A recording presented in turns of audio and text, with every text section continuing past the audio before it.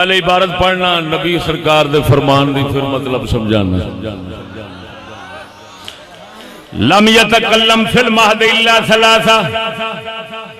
ईसा इब्न मरियम व कान मिन बनी इस्राइल रजुलन आबिद युकालु लहू जुरैज फब्तना सौमाअतन व तअब्बद फीहा قال فذكر بنو إسرائيل يوما عبادة جريج فقال بغي منهم لئن شئتم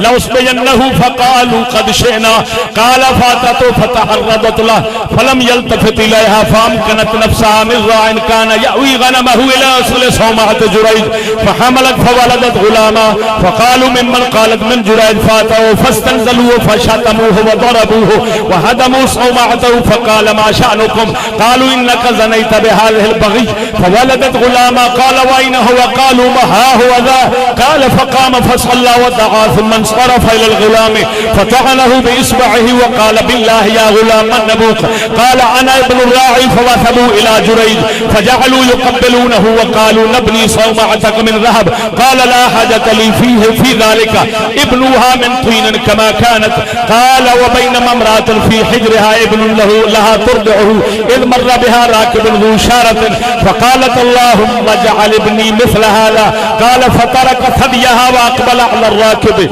فقال اللهم لا تجعل لي مثله قال ثم عاد إلى ثديها يمسه قال أبو هريرة فكأني أنظر إلى رسول الله صلى الله عليه وسلم يحكي علي صنيع صبي ووضعه إصبعه في فمه فجعل يمسها ثم مر بأمة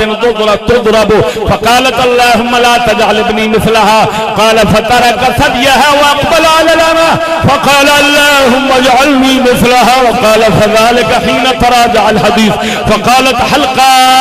مر الراكب ذو الشارة فقلت اللهم اجعل ابني مثله فقلت اللهم لا تجعلني مثله ومر بهذه الأمة فقلت اللهم لا تجعل ابني مثلها فقلت اللهم اجعلني مثلها فقال يا أمتا